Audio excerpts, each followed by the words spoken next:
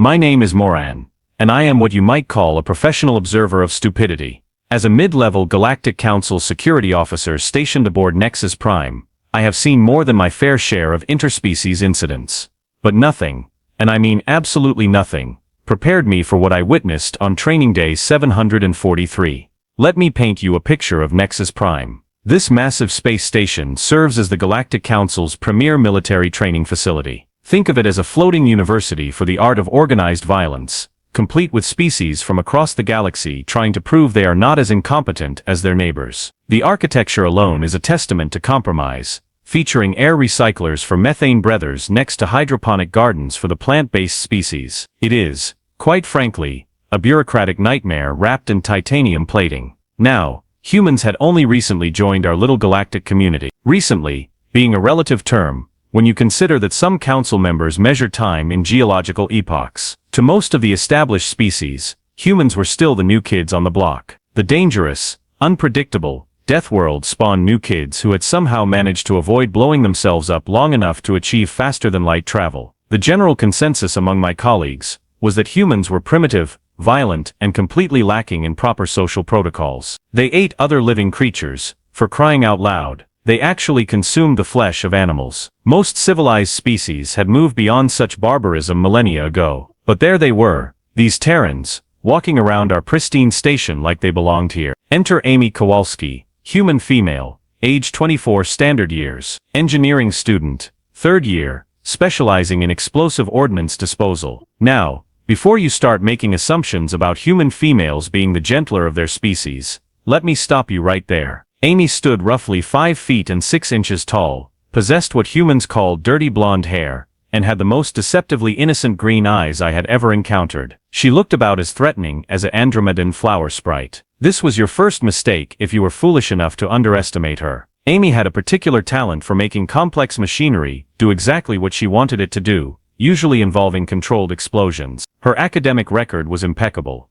Her practical scores were off the charts, and she had this annoying habit of solving problems that had been stumping senior engineers for cycles. The fact that she did all this while maintaining what humans call a bubbly personality made her even more insufferable to watch. Then we have Brandon Torres, Amy's romantic partner, and a walking contradiction in human form. Where Amy specialized in making things explode in precisely the right way, Brandon specialized in making hostile entities stop moving in precisely the wrong way. Tactical combat specialist, 2nd year, with a service record that read like a highlight reel of creative violence. He was taller than Amy, darker complexioned, and possessed the kind of calm demeanor that made smart people nervous and stupid people overconfident. Brandon had this peculiar habit of standing exactly close enough to Amy to intervene if necessary, but far enough away to let her handle her own problems. It was like watching a predator that had learned to practice patience. Most of the time, he seemed perfectly pleasant.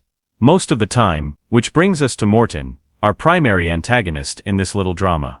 Mortyn was a Zephyrian, and if you have never met a Zephyrian, consider yourself fortunate. They are tall, elegant, possess naturally silver skin that they think makes them look sophisticated, and have an unfortunate tendency to believe their own propaganda about being the cultural pinnacle of galactic civilization. Mortyn, in particular, had managed to convince himself that his acceptance into the academy was based purely on merit, rather than his family's considerable political connections. At 7 feet tall and possessed of the kind of aristocratic bearing that made you want to knock him down a few pegs, Mortyn had spent his first few months at the academy, making sure everyone knew exactly how superior he was to the rest of us. He was particularly vocal about the human problem, and how allowing Deathworlders into civilized institutions was bound to end badly. Commander Tom Molly, our station commander, was a Centaurian, with 40 years of military experience, and approximately 0 patience for interspecies drama. He had seen every possible combination of cultural misunderstandings, territorial disputes, and adolescent posturing that the galaxy had to offer. His usual response to problems was a heavy sigh followed by paperwork. Lots and lots of paperwork. The atmosphere in Training Section C was thick with the usual interspecies tension that morning.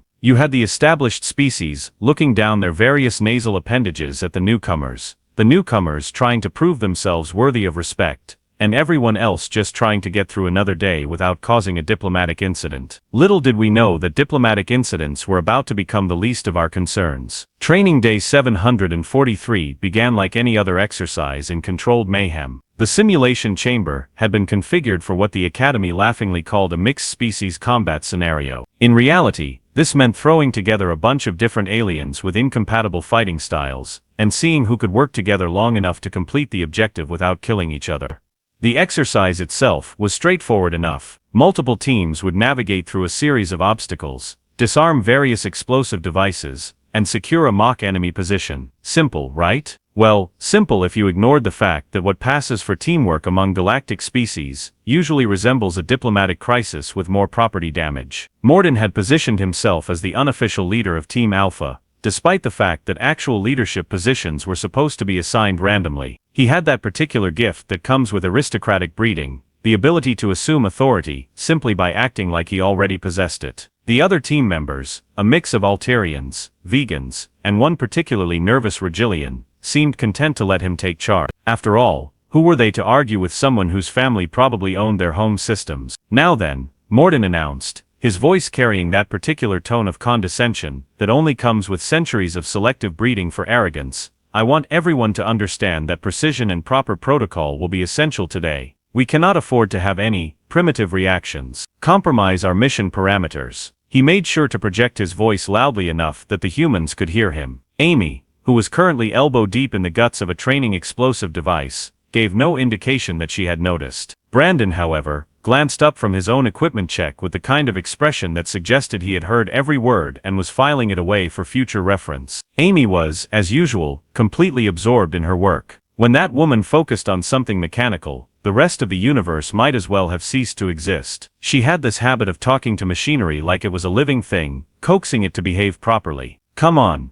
you stubborn little circuit," she muttered, her tongue poking out slightly from the corner of her mouth as she concentrated. "I know you want to cooperate, just let me find the right wire here." From my position at the observation deck, I could see Brandon keeping one eye on his own assigned task and another on Amy's general vicinity. It was not the paranoid hovering of an overprotective male, but rather the casual vigilance of someone who understood that trouble had a way of finding his partner even when she was not looking for it. The man had clearly learned to read the signs. The first indication that something was about to go horribly wrong came from the training chamber's control systems. A series of warning lights began blinking in that particular shade of amber, that means attention required but not immediately fatal. Unfortunately, amber warnings have a nasty habit of turning red very quickly when humans are involved. Control? Amy's voice crackled over the communication system. "I'm getting some weird feedback from training device 7. The arming mechanism seems to be stuck in an active cycle." Commander Molly's voice came back immediately. "Define active cycle, Kowalski." "Well, sir, it means the device thinks it's supposed to explode, but it's not sure when. The timer circuit is malfunctioning, so it could go off anywhere from 30 seconds to 30 minutes from now." There was a moment of silence that stretched just long enough to become uncomfortable. Then Molly's voice returned, considerably less calm than before. "Are you telling me we have a live explosive device in the training chamber?" "Oh, it's not that bad, sir," Amy replied cheerfully. "It's only a training charge. Worst case scenario, it'll just blow a hole in the deck plating, and maybe depressurize this section of the station. Nothing we can't handle." The fact that she said this like she was discussing the weather forecast should have been our first warning about human definitions of not that bad. Mortyn, who had been listening to this exchange with growing alarm, suddenly saw an opportunity to demonstrate his superior leadership capabilities. Here was a chance to show everyone, especially the humans, how a properly trained galactic citizen handled crisis situations. "Stand back, everyone," he announced dramatically.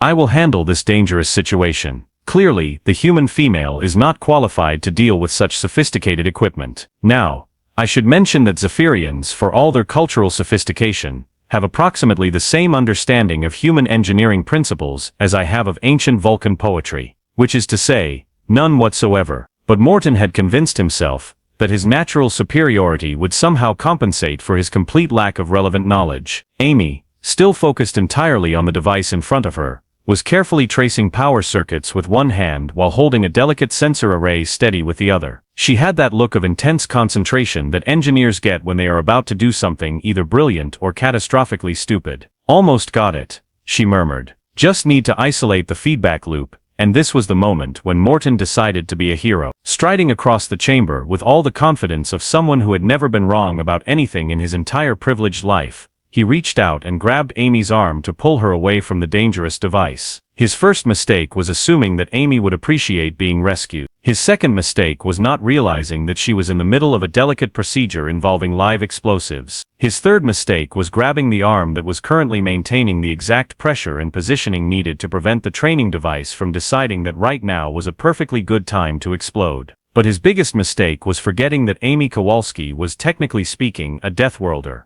What happened next occurred so quickly that most of the observers, myself included, had to review the security footage several times just to understand the sequence of events. One moment, Mortyn was reaching for Amy's arm with all the confidence of a noble saving a damsel in distress. The next moment, he was discovering that human females are not in fact delicate flowers in need of rescue. Amy's reaction was pure engineer instinct. Someone had just disrupted a delicate operation involving live explosives, and her immediate priority was to protect both the equipment and everyone around it. The fact that the someone in question was a 7-foot-tall Zephyrian with delusions of heroism was entirely irrelevant to her threat assessment protocols. "Don't touch that," she snapped, her voice carrying the kind of authority that comes from someone who understands exactly how many ways the current situation could kill everyone in the immediate vicinity. But Mortyn had already committed to his heroic gesture, and Zephyrian pride does not allow for tactical retreats, even when tactical retreats would be the intelligent choice. Amy's left hand continued to maintain the precise pressure needed to keep the explosive device stable.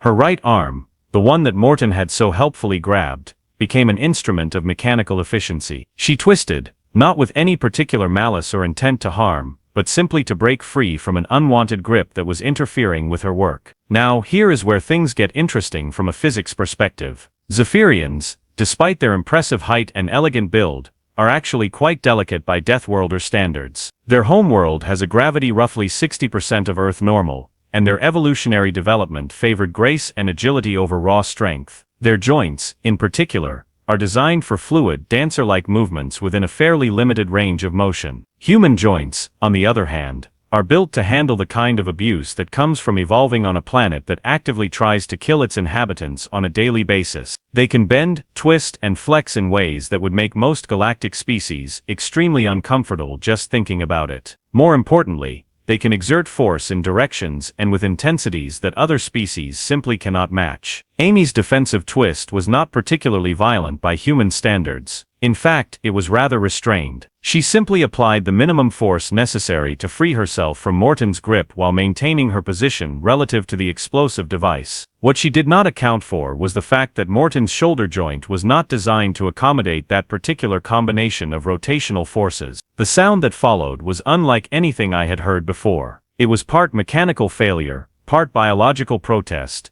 and part the kind of noise that expensive things make when they break in ways they were never supposed to break. Mortyn's expression went from confident heroism to shocked confusion to absolute agony in the space of perhaps 2 seconds. "Ow," he said, which was possibly the most understated response to having one's shoulder joint completely reconfigured by a human female that I have ever witnessed. Brandon, who had been approaching at a casual jog to see what all the commotion was about, arrived just in time to witness Mortyn discovering that gravity still worked, even when your shoulder was pointing in directions that shoulders should not point. The Zephyrian's elegant descent to the deck plating lacked the grace that his species was known for, and the impact did not improve his situation. "Amy," Brandon said, his tone carefully neutral, "what happened to the tall guy?" "He grabbed my arm while I was working," Amy replied, still focused on her task. "I had to get him to let go before he made the device unstable. Could you check if he's okay?" He made a weird noise. The crowd that had gathered around the training area was a fascinating study in interspecies reaction patterns. The other Zephyrians looked like they had just witnessed a religious blasphemy. The Alterians were making small chittering sounds that indicated either amusement or existential terror.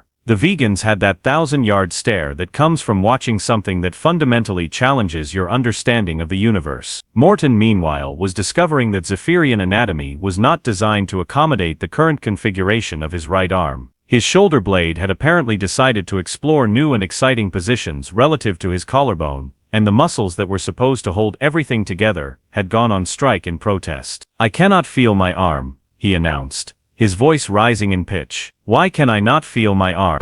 What did she do to my arm?" Brandon knelt down next to the injured Zephyrian and conducted a quick visual assessment. Well, the good news is that your arm is still attached, he said helpfully. The bad news is that it's not attached in quite the same way it was 5 minutes ago. Medical emergency in training section C. Commander Molly's voice crackled over the communication system. I need a trauma team down here immediately. And somebody please tell me that the explosive device is still not exploding. Oh, that's fine now, Amy called out cheerfully. I managed to isolate the feedback loop. The device is completely safe. She stood up, dusting off her hands with the satisfied expression of someone who had just completed a routine maintenance task. Is there a problem with the tall fellow? The tall fellow in question was currently making soft whimpering sounds while trying to figure out why his right arm no longer seemed to be taking orders from his brain. His silver skin had taken on a distinctly grayish hue, and he was staring at his shoulder joint like it had personally betrayed him. You broke him, one of the other Zephyrians accused. His voice filled with the kind of horror usually reserved for natural disasters or tax audits. Amy blinked in genuine confusion. Broke him? I just moved his hand off my arm. How could that break anything? I was being really careful not to hurt him. This statement caused a collective moment of silence from the gathered crowd. The idea that Amy had been trying to be gentle was apparently more disturbing than the actual injury itself. This is what you call gentle? Mortyn gasped from his position on the floor. Well, yes, Amy replied, looking genuinely puzzled by the question. I mean, I could have just yanked free, but that might have destabilized the explosive. This way, nobody got blown up, and I only had to use enough force to get you to let go. It's not like I was trying to hurt you. The medical team arrived at this point, took one look at Mortyn's shoulder, and immediately began making the kind of professional comments that indicate a long and complicated evening ahead for everyone involved. Krafnog, the station's chief medical officer, and a being who had seen more than his fair share of training accidents over the years, stood over Mortyn's biobed with the expression of someone trying to solve a particularly challenging three-dimensional puzzle. The Zephyrian's shoulder joint had been completely dislocated, along with what appeared to be some creative rearrangement of the surrounding muscle groups and connective tissues. In 43 years of practicing medicine, Dr. Krafnog muttered, adjusting his scanner for the 5th time, I have never seen a shoulder joint configured quite like this.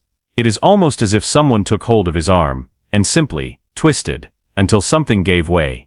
That is exactly what happened. Mortyn groaned from the biobed, his voice still several octaves higher than his usual aristocratic baritone. The human female attacked me without provocation. Now, the doctor replied soothingly. I am sure it was not an attack. Humans are primitive, but they are not randomly violent.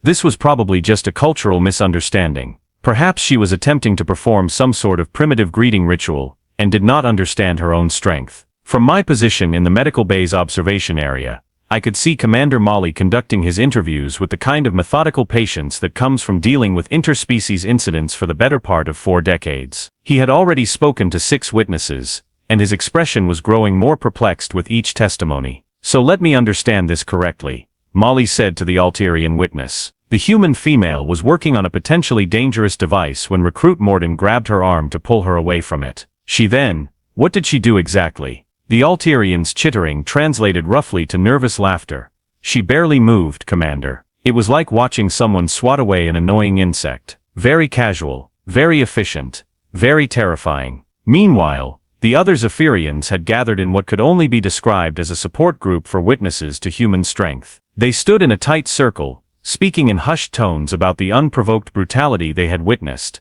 and the dangerous precedent of allowing Deathworlders to train alongside civilized species. Did you see how easily she did it? One of them whispered. No effort at all. Mortyn is not a small individual, and she just twisted, and he was broken. I heard that humans can actually tear limbs off with their bare hands. Another added helpfully.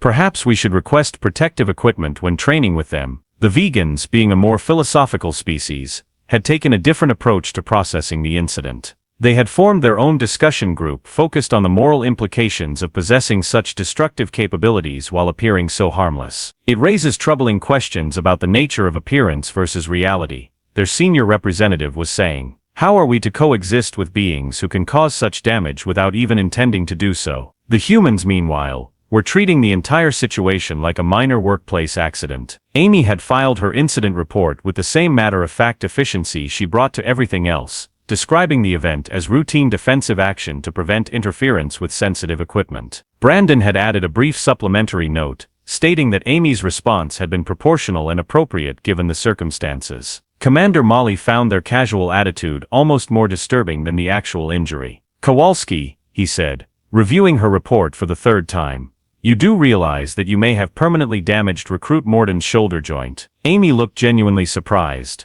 "Really? But I was being so careful not to hurt him. I just used enough force to get him to let go." "Are Zephyrians more fragile than they look?" "More fragile than they look," Molly repeated slowly. "Kowalski, exactly how much force do you think you applied?"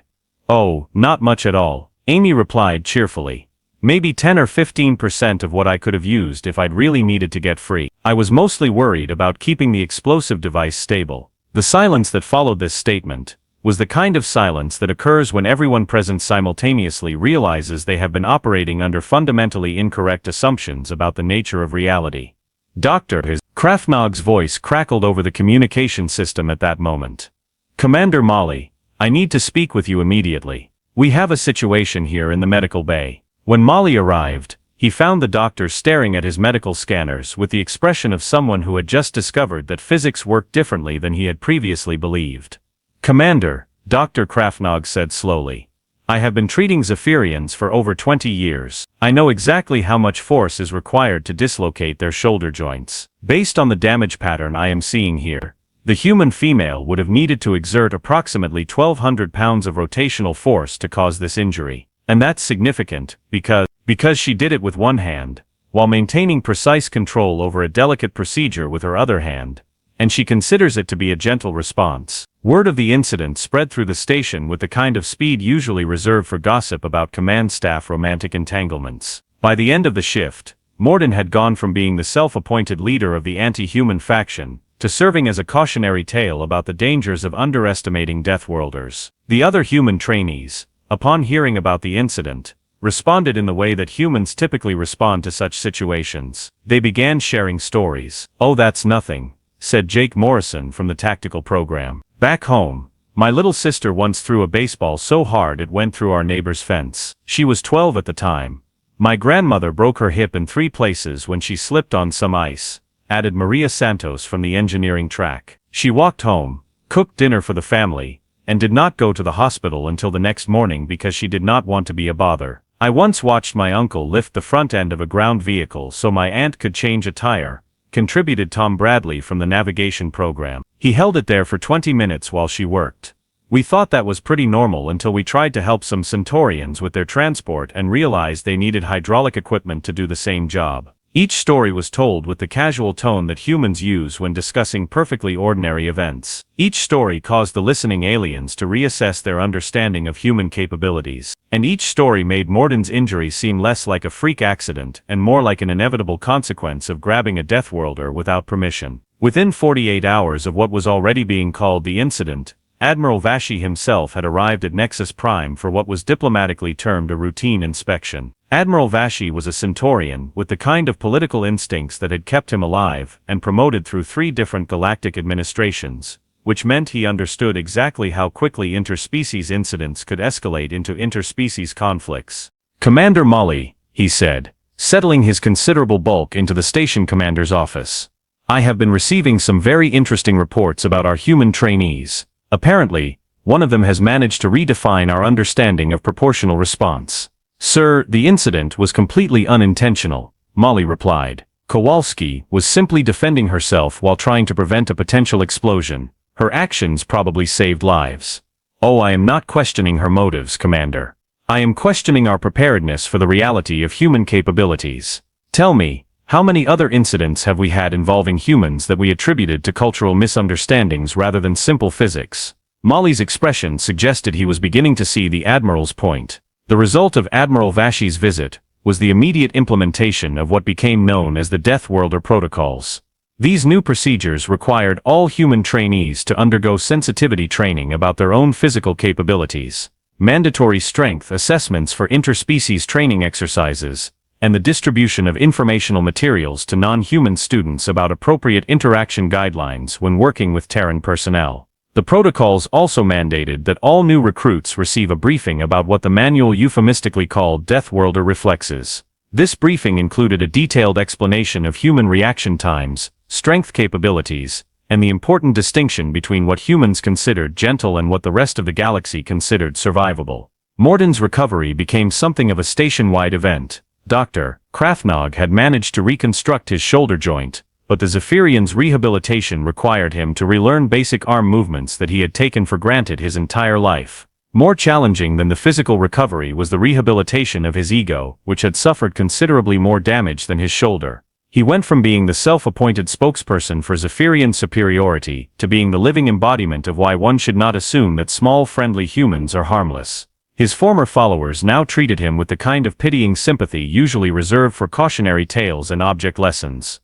Amy, meanwhile, received a commendation for her quick thinking during the explosive device malfunction. Her ability to maintain focus and complete a dangerous procedure while simultaneously dealing with an external disruption was cited as exemplary behavior under pressure. The fact that the external disruption was a 7-foot-tall alien trying to rescue her was noted in the official report with the kind of dry understatement that military bureaucrats use when reality becomes too absurd for normal language. She was also promoted to senior engineering trainee and assigned to advanced explosive ordnance disposal, a position that came with its own workspace and a door that could be locked when she needed to concentrate. The Academy had apparently decided that preventing future incidents was preferable to dealing with their aftermath. Brandon's reputation underwent its own transformation. He became known as the human who did not even need to get involved, which somehow made him seem even more dangerous than if he had actually participated in the incident. Other trainees began giving him a respectful distance that had nothing to do with personal hygiene, and everything to do with the recognition that Amy had handled the situation without any assistance from her significantly larger and more obviously militaristic boyfriend. The most lasting change, however, was in how the various species viewed human integration into galactic society. The incident had served as a rather dramatic demonstration that humans were not simply primitive beings who happened to have developed faster than light travel. They were primitive beings who happened to be significantly more durable, stronger, and quicker than most of the galaxy's civilized species. As for myself,